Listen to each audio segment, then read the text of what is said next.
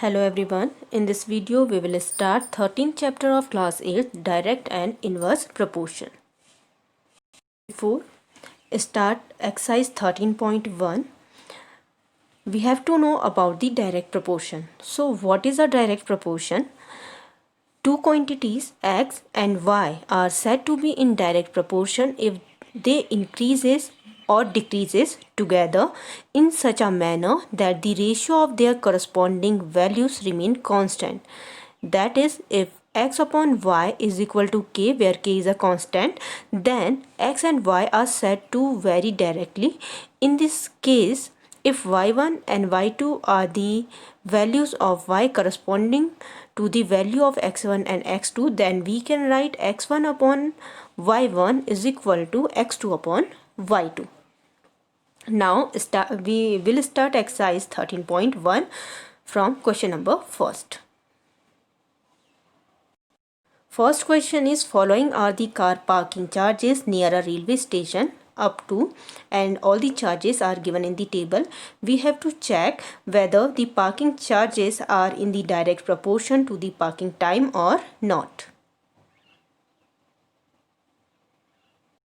To find out parking charges are in the direct proportion to the parking time or not, we have to find out ratio of the charges to the parking time. So ratio of the first 4 hour to the parking to the charge is ₹50. In the same manner, ratio of the parking time 8 hour and charge 100 is 12.50, and we can see here that all the charges per hour are not same, so there is parking charges are not in the direct proportion with the parking time. Now move to our next question, question number 2. Question number 2 is, a mixture of paint is prepared by mixing 1 part of the red pigment with 8 part of the base. In the following table, find the part of the base that need to be added. And table is given below, where the part of the red pigments are 1, 4, 7, 12, 20 and part of the base is 8, and we have to find out part of the base corresponding to the part of 4 part of red pigment and so on. So let the ratio of the parts of the red pigment and the part of the base is A upon B. Here A1 is 1 and B1 is 8. So ratio of A1 and B1 is 1:8. As we all know, in direct proportion ratios remain constant, so we can write A2 upon B2 is also equal to K. From here we can find out value of B2 and it is 72. In the same manner, A3 upon B3 is also equal to K. So from here we also find out value of B3, and in the same manner we can find out value of B4 and B5.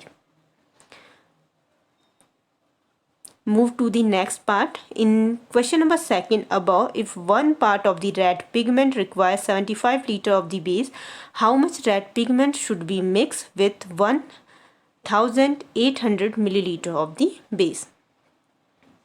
First we will plot our table between the red pigment and the part of the base. So here red pigment, part of the red pigment, when the part of the red pigment is 1, then part of the base is 75 milliliter. We have to find out how much red pigment should we mix with 1800 milliliter of the base. Since it is in the direct proportion, so we can write here 1 upon 75 is equal to x upon 1800. After cross multiplication, we have 75 multiplied by x and 1 multiplied by 1800. After solving this, we have value of x and it is 24 parts. Next question, question number 4 is, a machine in a soft drink factory fills 840 bottles in 6 hours. How many bottles will it will it fill in 5 hours? Again, first we have to plot a table between hours and bottle filled. So, in 1 hour, factory machine filled 75 bottles.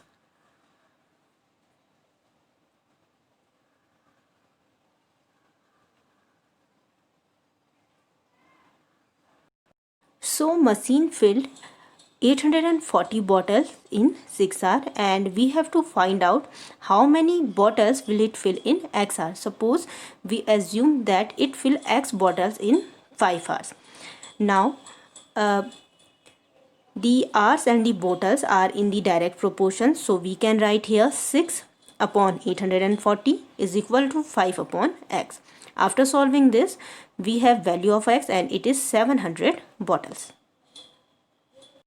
In the same manner, you can solve remaining parts of this exercise. Now move to our next exercise, exercise 13.2.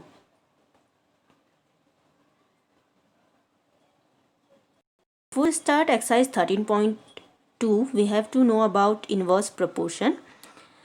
Two quantities X and Y are said to be in inverse proportion if an increase in X causes a proportional decrease in Y and vice versa in such a manner that the product of the corresponding values remain constant, that is X multiplied by Y is equal to constant.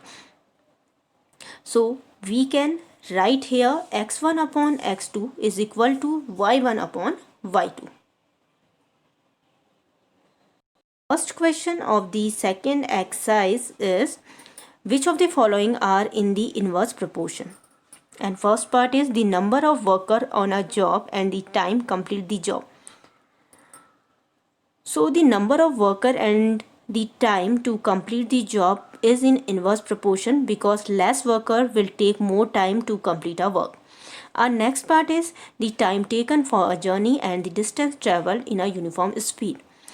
Time and distance covered in the direct proportion.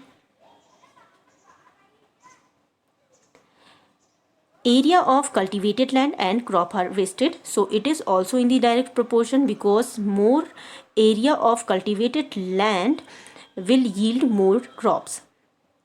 Our next part is the time taken for a fixed journey and the speed of the vehicle. So here time and speed are in the inverse proportion.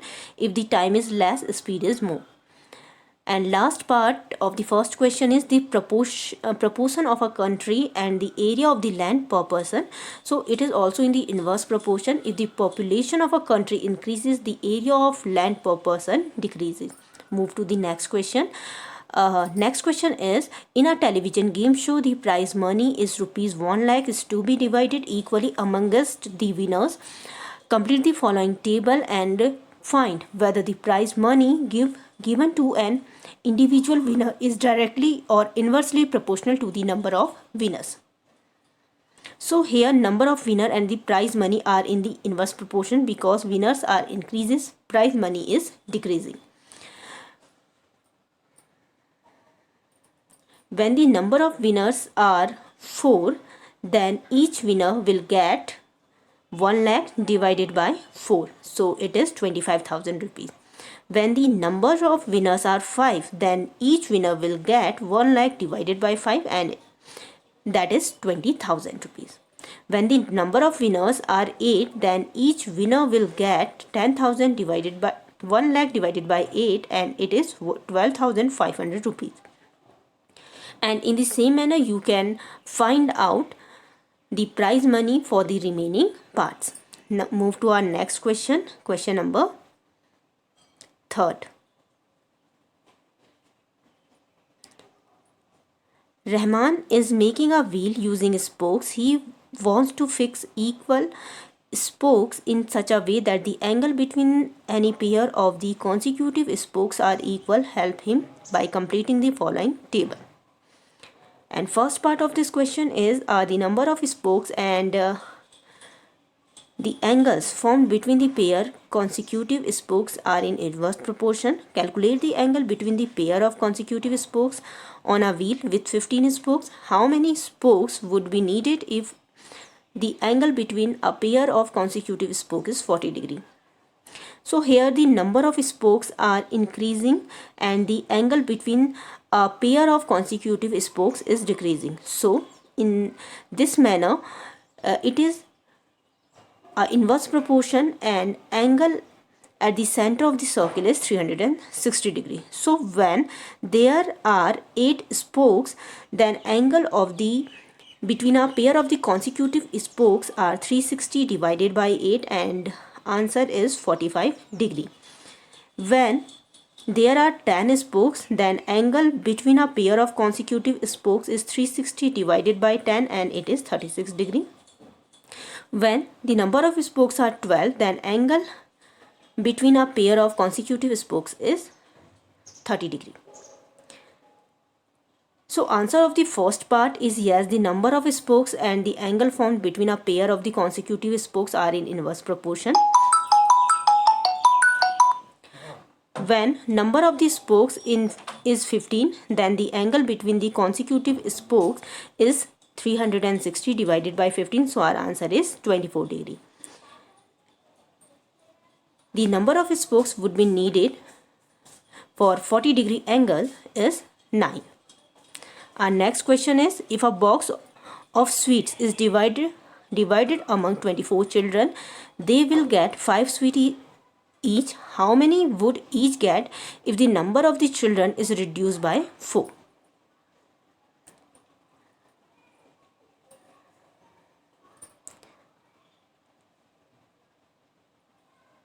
First, we will make a table between number of student and sweet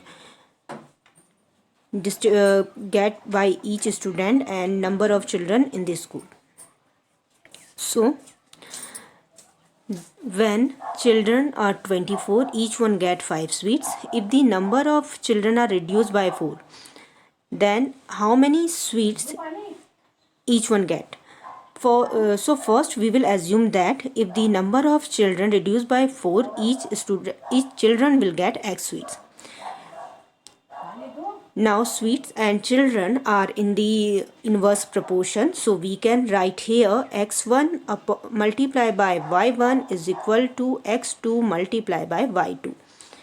So we can write here 5 multiplied by 24 is equal to x multiplied by 20. After substituting